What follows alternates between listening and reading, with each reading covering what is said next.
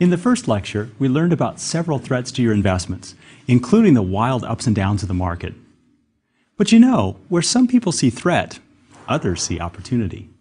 Some people see dollar signs in those market swings, especially the upswings, and they're convinced that they should be able to make a fortune from them. Well, maybe not a fortune. That would be too greedy. All they really need to do is beat the market.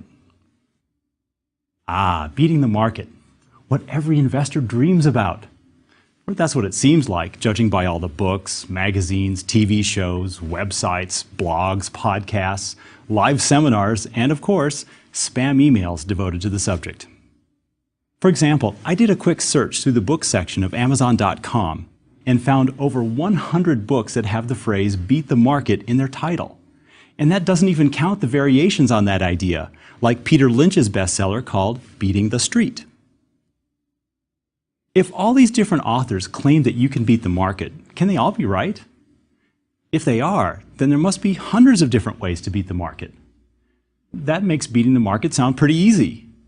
But if it's so easy, then why do we need all these books on investing to tell us how to do it? These are the sorts of questions I'm going to discuss in this lecture. In fact, I'm going to take an in-depth look at the two really big questions that sum up all these smaller ones I've just raised. The first of these questions is simply, can anyone beat the market? The second one then, of course, is if someone can beat the market, how do you do it? These two big questions get to the heart of one of the most important and enduring controversies in finance. Professors and investors have been arguing about these questions for decades. And this controversy isn't just an academic issue. It has direct relevance for your own investing. Each investor needs to decide where he or she stands on the issue of whether it's possible to beat the market, because your own answer to this question will become one of the foundations of your investment strategy.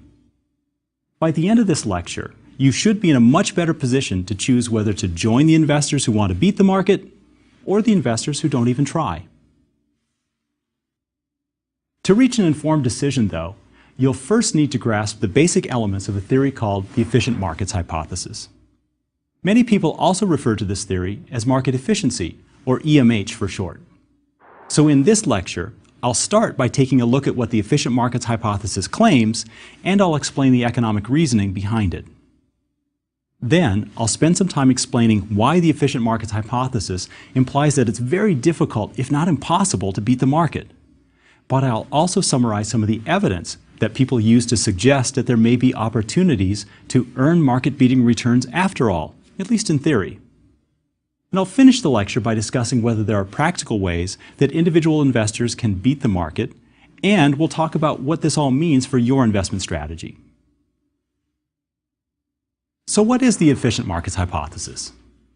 Well, its origin goes back to the 1950s and 60s, when economists began to apply the models of modern economic theory to a wide variety of subjects, including finance.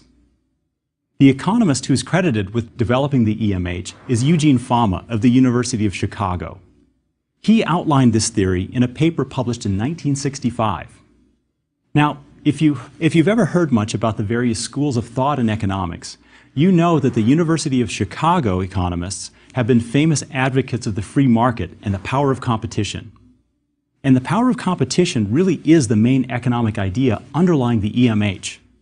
The driving force behind market efficiency is the intense competition among investors to find and exploit any advantages that help them to earn above market returns. Now, the ultimate source of any investment advantage is information. Risk and uncertainty are an inescapable part of investing. So any information about an investment that reduces that uncertainty surrounding its future return is really valuable. When new information about an investment is revealed to the market, this changes the price of the investment. For example, think about Boeing stock. If American Airlines suddenly announces that it intends to buy 100 new Boeing jets, this will make Boeing's stock price jump up, because the new order for jets implies that Boeing's future profits will be higher than we expected. Of course, if you knew about this jet order before anyone else in the market did, you could make a nice profit by buying Boeing stock and waiting for the news to be released to the market. So you can potentially earn a big reward for being the first person to get a hold of some new information and then make an investment based on that information. This fact makes investors compete for the information. But not just any information. Investors are only looking for information that would affect someone's decision over whether to invest in an asset. We use the term material information to describe this highly desirable and profitable information. We expect material information to affect the market price of an asset when it's revealed to the market.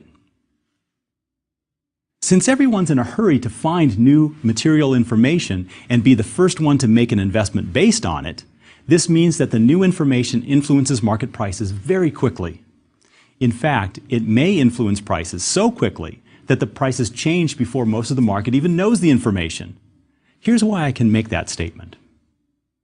Now, suppose I've noticed that whenever a particular investor buys Boeing stocks, some good news about Boeing is released to the market soon after that, and the stock price goes up. I conclude that this other investor has some source of advanced information about Boeing. I don't know what the information is, but whenever I see this person buying Boeing's shares, something good happens to Boeing. So whenever I see this other person buy Boeing shares, I buy the shares too, hoping to profit from this person's information. But if hundreds of other people are also watching this person's trades, then as soon as this person starts to buy Boeing shares, these other investors also buy, and that drives up the price of Boeing shares right away, even before the news about the sale is released to the public. It's as if the information had been released to everyone. Now, before I move on to discussing the implications of this competition for information, I want to mention that the US and many other countries try to ensure that the competition for investment information is fair, and certain investors are explicitly forbidden from benefiting from material information that they obtain as a result of an unfair advantage. For example, if you work for Boeing, especially if you're a top executive, then you'll probably know about the American Airlines contract before anyone else in the market does. So you could easily benefit from buying Boeing shares before the news of the contract is released at very low risk. But the government makes the following argument. It says that you have this information only because you're a Boeing employee, an employee with privileged access to information. And this gives you an unfair advantage over other investors. Therefore, countries like the US ban insider trading, even though some economists argue that this makes the market less efficient. This fierce competition to find material information and then make investments based on it leads to two consequences that are part of the efficient markets hypothesis. First, any material information about an asset that is known now is already incorporated into current market prices. This includes anything you know or expect about the future, since those things can also include material information. And second, new information is incorporated into asset prices extremely quickly, if not instantly. Often, people will summarize the efficient markets hypothesis by stating a simple version of this first consequence. Market prices fully reflect all current information. Now, many people object to the word all in this phrase, because that seems pretty extreme. They agree that competition makes asset prices incorporate a lot of material information, but they disagree about the kinds of information that get incorporated into market prices. This disagreement has actually led to the creation of three different versions of the efficient markets hypothesis. And these versions differ based on what kind of information that you believe is already built into asset prices. One version is called the weak version of EMH, and it states that the efficient markets hypothesis is correct with respect to past financial prices. That is, current asset prices reflect all information about asset prices, but they don't necessarily reflect any other material information, even if it's known now. A second version of EMH is called the semi-strong version, and it states that current market prices reflect all publicly available material information. Well, you've probably guessed that the third version of the efficient markets hypothesis is called the strong version. It states that current market prices incorporate all material information, whether it's publicly available or private. So the incorporation of private information is the big difference between semi-strong and strong-form market efficiency. This definition of strong-form market efficiency begs the question, though, of exactly what is private information.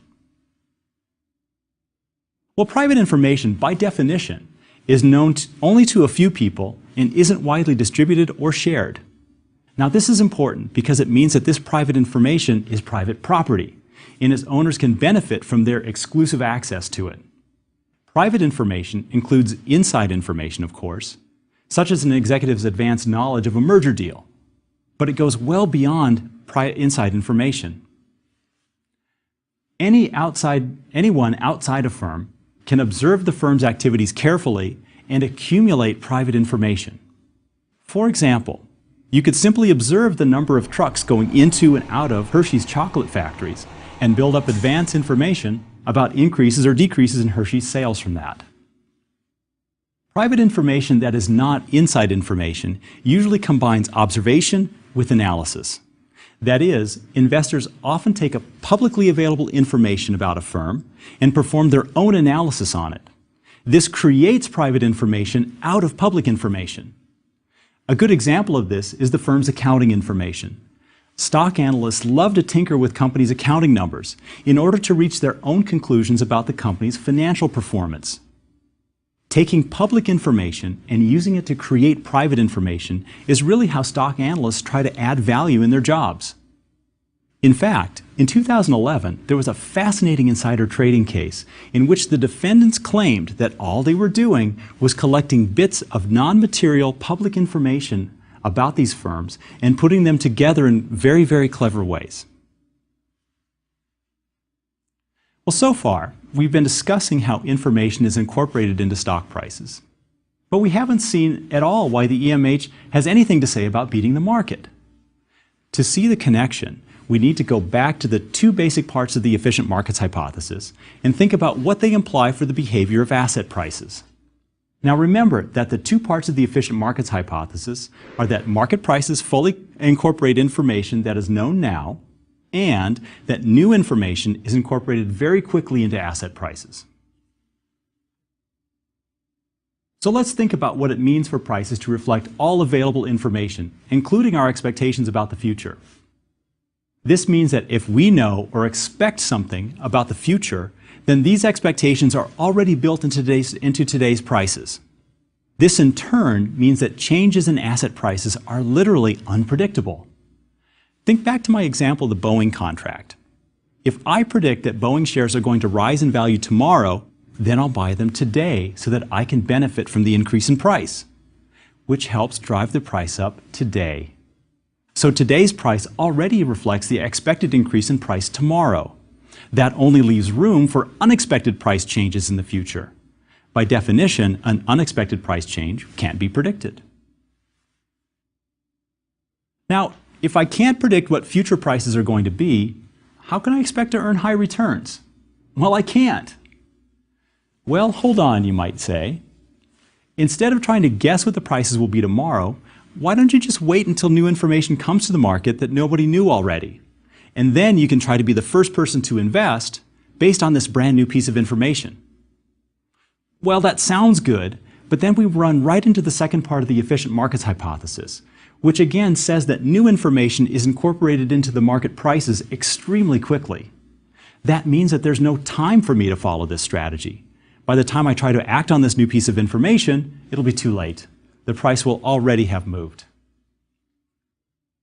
So if the efficient markets hypothesis is correct, there's no way for me to predict future prices successfully, and there's no way for me to benefit from the arrival of new information in the market. Notice how devastating the unpredictability of future prices is to your investment plans. How can you choose between different assets, let alone decide whether to buy or sell, if you can't predict prices?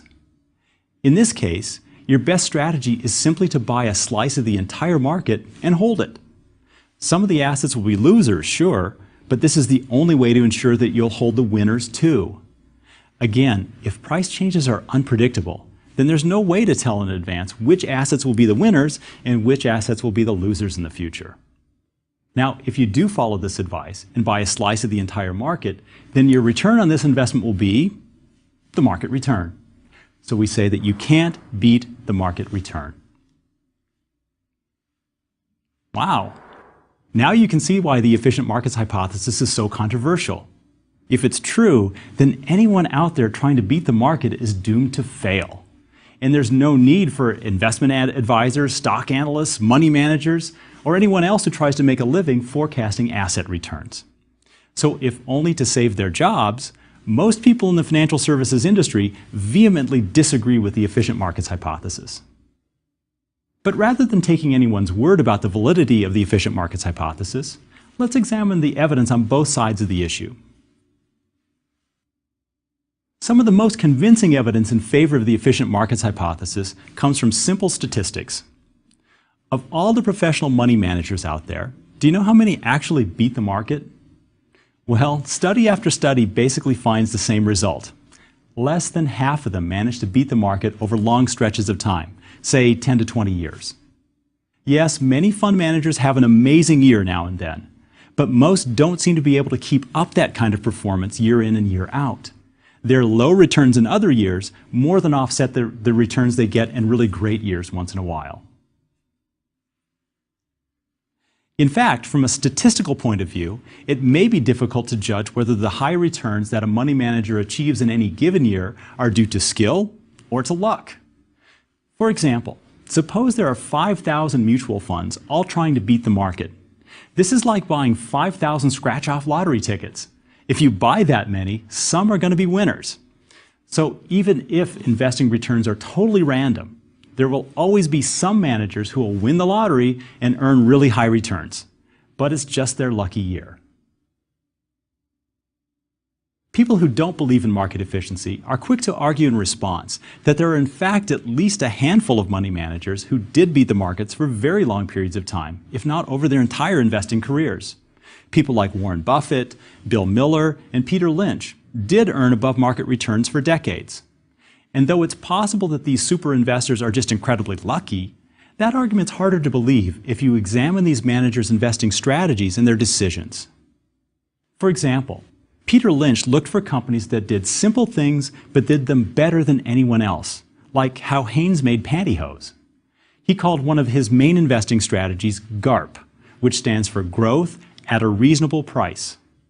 Lynch's investing ideas make sense, and they help explain the case that skilled and disciplined investors really can beat the market. People who don't believe the EMH is true have found plenty of failings in the theory as well. One set of failings has to do with the implication that the efficient markets hypothesis says that changes in market prices should be completely unpredictable. Researchers and market professionals have found lots of counterexamples to this prediction. For each version of the efficient markets hypothesis, people have shown that there exist many different pieces of information that do help predict future market prices of stocks and other assets. For example, researchers have shown that what goes down must come up in stock markets. When stock prices fall one day, especially if they fall a lot, this seems to increase the chance that the stock price will rise the next day. This would seem to contradict even the weakest version of the EMH, that one that says that past prices shouldn't be able to predict future prices. Other bits of information, like earnings announcements that companies make, also seem to predict future prices even a few days after they've been revealed to the market. This seems to contradict not only the idea that future prices are unpredictable, but also the idea that the information is quickly incorporated into market prices. But some of the most interesting evidence against the efficient markets hypothesis comes in the form of so-called anomalies. These anomalies are real-world examples of investment opportunities that literally shouldn't exist if the EMH is true. One of the most famous anomalies is the so-called January effect. This is a phenomenon in which stock prices tend to rise in January, and it's especially pronounced for small company stocks. Many professional investors have been able to earn good profits by purchasing stocks in early January and then selling them at the end of the month. The defenders of the efficient markets hypothesis, though, do have responses to these attacks. First, they argue, Even though some information does seem to be able to predict future prices, traders can't profit from these price changes because of trading costs and other frictions. For example, if you know that the price of Ford Motor was going to rise by a penny per share tomorrow, but the trading commission was 2 cents per share, you couldn't actually make any money from this information. So many people who support the efficient markets hypothesis admit that the EMH is not strictly true, but because of transaction costs and other frictions. But they argue that the most important implication of EMH does hold true. You may be able to predict future prices a little, but you still can't use that information to actually beat the market.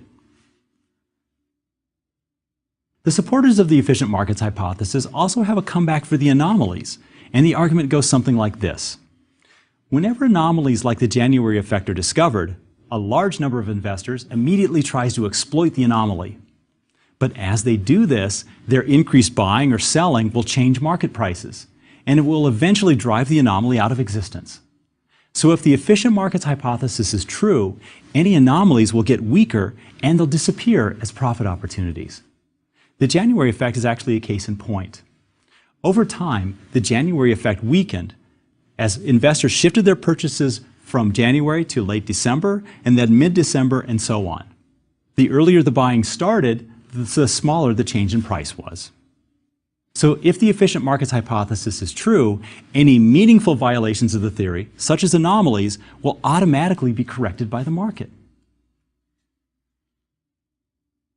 Now, some people attack the efficient markets hypothesis by taking a completely different approach, one that's based on ideas from behavioral economics, which you may remember that I discussed in the introductory lecture. The argument is that the market can't be efficient because people aren't fully rational. They make investment mistakes constantly based on their emotions or other psychological biases, and these mistakes end up affecting the behavior of market prices. For example, behavioral economics has an explanation for the what goes down must come up story I mentioned a few minutes ago. Behavioral economists think that markets overreact to new information based on fear or other emotions. If a piece of bad news about a firm comes out, the share price is driven down far beyond what the news objectively implies for the company's value. After this happens, investors realize their mistake and the price rises back to a more reasonable level. An extreme version of the behaviorist approach actually reaches one of the main conclusions of the efficient market hypothesis, but for a completely different reason. The argument goes like this. If people really are highly irrational, making mistakes and doing things that are not in their best interests, then this would also make market prices hard to predict, because you don't know in advance what kind of odd behavior is going to drive the market next. This means that price changes would be unpredictable, which is one of the main implications of the efficient markets hypothesis. So this behavioral economics story says that market inefficiency causes prices to be unpredictable. The economist Robert Haugen uses this extreme behaviorist view to make a wonderful analogy about what we can say for sure about whether the markets are efficient. It's a sports analogy, and it uses American football. Imagine a football field where one end zone represents markets that are perfectly efficient and rational, and the other end zone represents totally irrational markets. Haugen says, we can be pretty sure that we're on about the 20-yard line. We just don't know which end zone we're heading for. I think this analogy really sums up well what we can truly say about market efficiency after looking at all this evidence. Remember that we found some good evidence that prices are hard to predict and that it's tough to beat the market.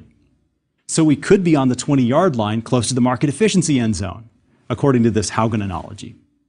This would be a market that's pretty efficient, although there are still some significant inefficiencies and irrationalities out there.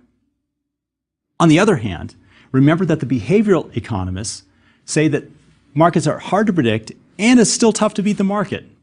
So we could also be on the 20-yard line that's closest to the irrationality end zone.